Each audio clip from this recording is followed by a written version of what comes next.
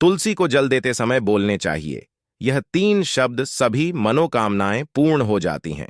दोस्तों, पिछले वीडियो में हमने आपको तुलसी को जल देने के महात्म की कथा सुनाई है। आज के इस वीडियो में हम जानेंगे तुलसी को जल देते समय क्या बोलना चाहिए। एक बार की बात है, एक सब्सक्राइबर ने पंडित प्रदीप मिश्रा से तुलसी को जल देने का महत्व पूछ लिया था। तब पंडित प्रदीप मिश्रा ने उन्हें उसका महात्म्य सुना दिया था। आगे एक सब्सक्राइबर ने कहती है, हे स्वामी, आपने मुझे तुलसी को जल देने का महत्व तो बता दिया है, किंतु अब मेरे मन में यह जानने की जिज्ञासा हो रही है कि तुलसी को जल कैसे देना चाहिए। तुलसी को जल देने की सर्वोत्तम विधि कौन सी है तथा तुलसी को जल देने का मंत्र कौन सा है। कृपया आप मुझे इन सभी प्रश्नों का उत्तर दें। तब पंडित प्रदीप मिश्रा एक सब्सक्राइबर ने से कहते हैं, हे प्रिय, जिस प्रकार से मैंने तुम्हें तुलसी का महात्म सुनाया है, उसी प्रकार से तुलसी को जल देते समय बोले जाने वाले मंत्र का भी बड़ा महत्व है। यह मंत्र केवल 3 शब्दों का है, किंतु इसका प्रभाव बहुत कल्याणकारी है। जो भी मनुष्य नित्य तुलसी को जल देते समय अपने मुख से केवल यह 3 शब्द बोल देता है, तो साक्षात लक्ष्मी उसके घर में प्रवेश करती है, उसकी दरिद्रता समाप्त हो जाती है, उसे धन धान्य की प्राप्ति होती है। वह मंत्र बताने से पूर्व मैं आपको तुलसी के इस मंत्र का महात्म्य सुनाता हूं। इस महात्म्य को सुन लेने मात्र से ही मनुष्य के समस्त पाप नष्ट हो जाते हैं। उसे 100 वर्षों तक तुलसी को जल देने का पुण्य प्राप्त हो जाता है। इसीलिए देवी, आप इस कथा को ध्यान से पूरा जरूर सुने। एक सब्सक्राइबर ने कहती है, हे प्रभु, मैं इस कथा को पूरा अवश्य सुनूंगी। आप मुझे तुलसी के मंत्र का महात्म्य सुनाइए। पंडित प्रदीप मिश्रा कहते हैं, हे, एक सब्सक्राइबर ने दक्षिण में एक अत्यंत शोभायमान नगरी थी। उस नगरी में सुशर्मा नाम का एक खोटी बुद्धि का ब्राह्मण रहता था। पापियों का तो वह शिरोमणि था। उसका जन्म एक ऐसे ब्राह्मण परिवार में हुआ था जो पाप कर्म करने वाले शास्त्र ज्ञान से शून्य थे। वह जन्म से तो ब्राह्मण था, किंतु कर्म से वह अत्यंत दुराचारी था। वह ना पूजा पाठ करता, ना ध्यान करता, ना जप, ना होम, और ना ही अतिथियों का सत्कार करता था। उसके द्वार पर आए अतिथियों को बिना दान किए ही क्रूरतापूर्वक भगा देता था। स्त्री लंपट होने के कारण वह सदैव ही पराई स्त्रियों में आसक्त रहता था। उसे मदरा पान करने की भी आदत थी। साथ ही वह मांस खाया करता था। वह दिन में खेत में काम करके पत्ते बेचकर जीविका चलाया करता था और रात्रि में वेश्याओं का सेवन करता था। इस प्रकार से उस ब्राह्मण ने अनेक वर्षों तक जीवन व्यतीत किया। फिर एक दिन वह दुर्बुद्धि सुशर्मा बेचने के लिए पत्ते इकट्ठा करने के लिए एक अर्शी की वाटिका में घूमने लगा और पत्ते तोड़ने लगा। तभी एक काल रूपधारी काले सर्प ने उस ब्राह्मण को काट लिया और उसी समय पर उसकी मृत्यु हो गई। उसके बाद 2 यम के दूत उसे लेने के लिए उस स्थान पर प्रकट हुए और उसे उठाकर यमलोक ले जाने लगे। मार्ग में वह यमदूतों के सामने बहुत विलाप करने लगा। हे दूतों, मुझे कहां ले जा रहे हो? मुझे छोड़ दो, मेरे प्राण बख्श दो। किंतु यमदूत उसे यह कहते हुए ले जाने लगे, अरे दुष्ट ब्राह्मण, तेरे पाप कर्मों के कारण तुझे सांप ने काट लिया है। अब यमराज अवश्य घोर नरक में डाल देंगे। फिर यम के दूत उस ब्राह्मण को लेकर यमलोक पहुंचते हैं और यमराज के सामने खड़े हो जाते हैं। चित्रगुप्त उस ब्राह्मण का लेखा जोखा निकालते हैं और यमराज से कहते हैं, हे धर्मराज, इस ब्राह्मण ने बचपन से लेकर मृत्यु तक पाप ही पाप किया है। इसने कभी कोई पुण्य का काम नहीं किया है। फिर धर्मराज अपने दूतों से कहते हैं, हे दूतों, इस घोर पाप करने वाले ब्राह्मण को उठाकर ले जाओ और इसे नरक में डाल दो। फिर यम के दूत उस ब्राह्मण को ले जाते हैं और नरक की भयंकर अग्नि में धकेल देते हैं। अनेक वर्षों तक नरक में सजा भुगतने के बाद उस ब्राह्मण को दूसरे जन्म में एक बैल का शरीर मिलता है। बैल का जन्म पाकर वह बोझ उठाने का काम करने लगा। उसका मालिक उससे दिन रात काम करवाने लगा।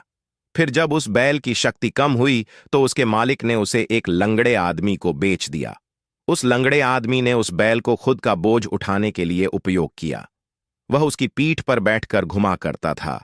इस प्रकार से उस बैल ने 8 वर्ष तक उस लंगड़े आदमी का बोझ उठाया। फिर एक दिन वह लंगड़ा आदमी उस बैल की पीठ पर बैठकर किसी ऊंचे पर्वत पर जाने लगता है। उस पर्वत पर बहुत देर तक चढ़ने के कारण वह बैल बहुत थक गया। उसकी शक्ति क्षीण हो गई और कुछ समय बाद वह बैल बहुत जोर से मूर्छित होकर जमीन पर गिर पड़ा और अंतिम सांसें लेने लगा। तभी वहां पर खड़े लोगों को उस बैल पर बड़ी दया आ गई और वे उसके मुख में पानी डालने लगे। फिर उन लोगों में एक पुण्यात्मा व्यक्ति था। उसने उस बैल का कल्याण करने के लिए अपना पुण्य उस बैल को दे दिया। उसे देखकर अन्य लोगों ने भी अपना अपना पुण्य याद करके कुछ पुण्य उस बैल को दे दिया ताकि उसे मुक्ति मिल सके। उसी भीड़ में एक वेश्या भी खड़ी हुई थी। सभी लोग अपना पुण्य उस बैल को दे रहे थे। यह देखकर उस वेश्या ने भी अपना पुण्य ने उस बैल को दे दिया। कुछ देर बाद उस बैल की मृत्यु हो जाती है। फिर उस स्थान पर यमदूत आते हैं और उस बैल के शरीर से उस ब्राह्मण की आत्मा को निकालकर यमलोक ले जाते हैं। यमलोक ले जाने पर उसे यमराज के सामने खड़ा किया जाता है और फिर चित्रगुप्त उसका लेखा जोखा देखते हैं तो वे आश्चर्य में पड़ जाते हैं। उस वेश्या के द्वारा उस बैल को दिया हुआ पुण्य बहुत बड़ा होता है। उस पुण्य के प्रभाव से उसके सभी जन्मों के पाप नष्ट हो जाते हैं। फिर यमराज उस ब्राह्मण के सभी पाप क्षमा करते हैं और कहते हैं, हे ब्राह्मण, उस वेश्या ने तुझे अपना पुण्य देकर तुझ पर बड़ा उपकार किया है। केवल उसी के पुण्य के कारण तुम्हारे सब जन्मों के पाप नष्ट हो गए हैं और यमराज उसे फिर से मनुष्य जन्म प्रदान करते हैं। इस बार वह पृथ्वी पर आकर एक उत्तम ब्राह्मण कुल में जन्म लेता है। उस महापुण्य के प्रभाव से उसे इस नए जन्म में अपने पूर्व जन्म की बातें याद आने लगती है। जब वह ब्राह्मण बड़ा हो जाता है तो उसे याद आता है कि पिछले जन्म में जब वह बैल था तब एक वेश्या ने उसे उसका पुण्य दे दिया था। इसीलिए उसके मन में उस वेश्या के बारे में जानने की इच्छा होती है और उस महापुण्य के बारे में जानने के लिए उस वेश्या का पता लगाकर उसे ढूंढते हुए उसके नगर में चला जाता है। वह वेश्या अब बूढ़ी हो चुकी थी। फिर जब उसे वह वेश्या मिल जाती है तो वह उसके सामने जाकर उसे बार बार प्रणाम करता है और उस वेश्या का धन्यवाद करने लगता है। वह वेश्या कहने लगती है, हे ब्राह्मण श्रेष्ठ, आप कौन हैं और किस कारणवश आप मुझ वेश्या को धन्यवाद दे रहे हैं? मैंने आपका कौन सा कार्य किया है जो आप मुझे नमस्कार कर रहे हैं? तब वह ब्राह्मण कहता है, हे माता, मैं वही बैल हूं जिसे तुमने अपना पुण्य दे डाला था। अपने पाप कर्मों के कारण मुझे पिछले जन्म में बैल होना पड़ा था। उस पर्वत पर जब मैं मर रहा था तो तुमने मुझे अपना पुण्य दिया था। तुम्हारे पुण्य के प्रभाव से ही आज मुझे फिर से मनुष्य जन्म मिला है। तुम्हारे द्वारा दिए गए उसी पुण्य के कारण मुझे अपने पूर्व जन्म की सारी बातें याद हैं। किंतु हे माता, मैं आज यहां पर यह जानने के लिए आया हूं कि तुमने मुझे उस समय पर अपना कौन सा पुण्य दिया था जिस कारण से मेरे सभी जन्मों के पाप नष्ट हो चुके हैं। मैं उस पुण्य के बारे में जानना चाहता।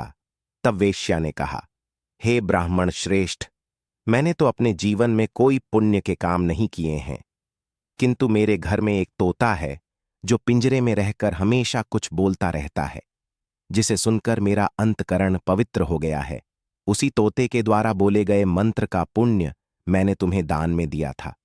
फिर वह वेश्या और वह ब्राह्मण उस तोते के पास जाते हैं और उसे पूछने लगते हैं, हे शुक, तुम कौन सा मंत्र बोलते रहते हो? से हमारे जीवन का उद्धार हुआ है। यह मंत्र तुम्हें किसने सिखाया और इस मंत्र का क्या अर्थ होता है?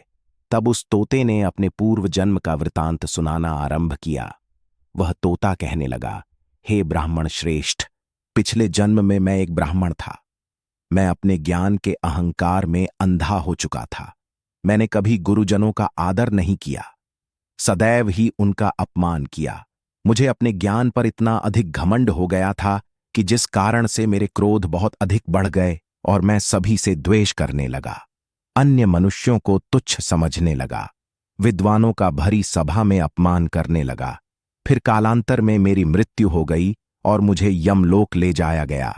पूज्य जनों और गुरुजनों का अपमान करने के कारण मुझे तोते के कुल में डाल दिया गया और मेरा जन्म एक तोते के रूप में हो गया। मेरे पाप कर्मों के कारण छोटी अवस्था में ही मेरा अपने माता पिता से वियोग हो गया।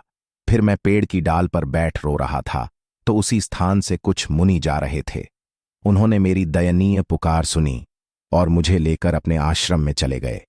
वहां उस आश्रम पर उन्होंने मुझे एक सुंदर पिंजरे में रखा और मेरा अच्छी तरह से ख्याल रखा। वे मुझे नित्य भोजन दिया करते थे और पढ़ाते थे। उस स्थान पर वे आर्ष मुनि, उनकी स्त्रियां और बालक सभी नित्य तुलसी के पौधे को जल देते थे और सामने एक मंत्र का जाप करते थे। उन्हीं के मुख बार बार उस मंत्र को सुनकर मैंने उसे रट लिया और तभी से मैं उस मंत्र को जान गया हूं और वही मंत्र में दिन रात बोलता हूं। उस मंत्र के प्रभाव से मेरी कभी मृत्यु नहीं हुई और मेरी आयु 100 वर्ष की हो गई और मैं इतने वर्षों तक जीवित रहा। इसी बीच एक रात को एक चोर उस स्थान पर आ गया और उसने मुझे वहां से चुरा लिया और फिर इस वेश्या ने मुझे उस चोर से खरीद लिया। इस वेश्या के घर पर आने के बाद भी मैं उस मंत्र को बोलता रहता था, जिसे सुनकर इस वेश्या का मन भी पवित्र हो गया और इसने वेश्या का काम छोड़कर भगवान विष्णु की भक्ति करने लगी। उसी मंत्र के प्रभाव से मेरे पूर्व जन्मों के सभी पाप नष्ट हो गए और उसी मंत्र के प्रभाव से इस वेश्या का भी अंतक पवित्र हो गया। हे ब्राह्मण देवता, उसी मंत्र के पुण्य से आप भी पाप मुक्त हो गए हैं। इस प्रकार से तोते ने उस ब्राह्मण को और उस वेश्या को सारा वृतांत सुना दिया, जिसे सुनकर वह ब्राह्मण और वेश्या दोनों ही अत्यंत प्रसन्न हुए और फिर वे दोनों ही नित्य तुलसी को जल देकर उस मंत्र का जाप करने लगे। फिर वह तोता, वेश्या और वह ब्राह्मण तीनों उस मंत्र के प्रभाव से दिव्य विमानों में बैठकर विष्णु लोक को चले गए। पंडित प्रदीप मिश्रा कहते हैं, हे एक सब्सक्राइबर ने देखा, आपने केवल तुलसी के इस मंत्र के प्रभाव से उस तोते के, उस वेश्या के और उस ब्राह्मण के सभी पाप नष्ट हो गए हैं। इसीलिए प्रत्येक मनुष्य को रोज तुलसी को जल देते समय इस एक मंत्र का उच्चारण अवश्य करना चाहिए।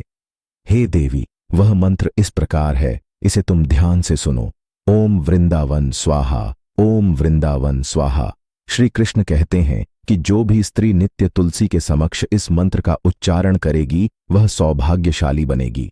जो भी पुरुष तुलसी के सामने इस मंत्र का उच्चारण करेगा उसे अक्षय धन की प्राप्ति होगी। जिस घर के सामने नित्य तुलसी की पूजा की जाएगी उस घर में साक्षात लक्ष्मी का वास होगा।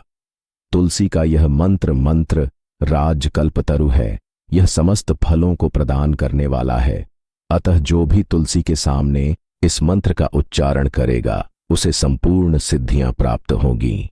स्त्रियों को सदैव ही स्नान करके अपने बाल बांधकर मांग में सिंदूर भरकर नित्य तुलसी को जल देना चाहिए और इस मंत्र का उच्चारण करना चाहिए। रोज तुलसी के पौधे की परिक्रमा करनी चाहिए, इससे सभी दोष नष्ट हो जाएं। जाते नित्य शाम के समय तुलसी के पास दीपक जलाना चाहिए और तुलसी के पास बैठकर भगवान विष्णु की आराधना करनी चाहिए। तुलसी के पास दीपक जलाने से मनुष्य को धन धान्य की प्राप्ति होती है। हजारों अमृत के घड़ों से नहलाने पर भी श्री हरि को उतनी तृप्ति नहीं होती जितनी वे मनुष्यों के द्वारा तुलसी का एक पत्ता चढ़ाने से प्राप्त करते हैं। 10,000 गाय के दान से मानव जो फल प्राप्त करता है वही फल तुलसी पत्र के दान से पा लेता है। जो मृत्यु के समय अपने मुख में तुलसी पत्र का जल पा जाता है वह संपूर्ण पापों से मुक्त होकर पंडित प्रदीप मिश्रा के धाम जाता है। पंडित प्रदीप मिश्रा कहते हैं, पूर्णिमा, अमावस्या, द्वादशी और सूर्य संक्रांति के दिन मध्याह्न काल, रात्रि और अशौच के समय तेल लगाकर बिना स्नान किए अथवा बिना हाथ पैर धोए रात्रि के वस्त्र पहनकर तुलसी के पत्र तोड़ता है वह महापाप होता है। श्राद्ध, व्रत, दान, प्रतिष्ठा तथा देव पूजा के लिए तोड़े हुए तुलसी पत्र बासी होने पर भी 3 रात्रि तक पवित्र ही रहते हैं। तुलसी का एक एक पत्ता न तोड़कर पत्तियों के साथ अग्रभाग को तोड़ना चाहिए। तुलसी की मंजरी सब फूलों से बढ़कर मानी जाती है। मंजरी तोड़ते समय उसमें पत्तियों का रहना भी आवश्यक माना गया है। पूज्य भाव से पौधे को हिलाए बिना तुलसी के अग्रभाग को तोड़ना चाहिए। इससे पूजा का फल लाख गुना बढ़ जाता है। तुलसी के पत्तों को कभी नाखून से नहीं तोड़ना चाहिए, इससे पाप लगता है। रात्रि में तुलसी के पौधे को स्पर्श न करें अथवा उसके पत्ते न तोड़ें, ऐसा करना अशुभ माना गया है। रात्रि में तुलसी का पौधा निद्रा अवस्था में होता है, ऐसे में पत्ते तोड़ने पर पाप ही लगता है। गुरुवार के दिन तुलसी के पौधे में थोड़ा सा कच्चा दूध अर्पित करें। दूध चढ़ाते समय ओम नमो भगवते वासुदेवाय इस मंत्र का जाप अवश्य करना चाहिए। तुलसी के पौधे के पास शालिग्राम रखे और उस पर तिल चढ़ाए। पूजा में तुलसी और शालिग्राम को दूध में भीगी हल्दी का तिलक अवश्य करें। शालिग्राम पर तुलसी पत्र रखकर चंदन लगाना चाहिए। अगर कोई महिला मासिक धर्म से है तो वह तुलसी की पूजा ना करे। मासिक धर्म के दौरान तुलसी को स्पर्श करने से घोर पाप लगता है, इससे स्त्री की दुर्गति होती है। तो दोस्तों, इस प्रकार से पंडित प्रदीप मिश्रा ने एक सब्सक्राइबर ने को तुलसी को जल देने के मंत्र का महात्म्य सुनाया है। यह कथा आपको कैसी लगी कमेंट करके अवश्य बताएं। अगर यह जानकारी अच्छी लगी तो वीडियो को लाइक जरूर करें। कमेंट में जय मां तुलसी जरूर लिखें। साथ ही चैनल को सब्सक्राइब करें। आप सभी का धन्यवाद।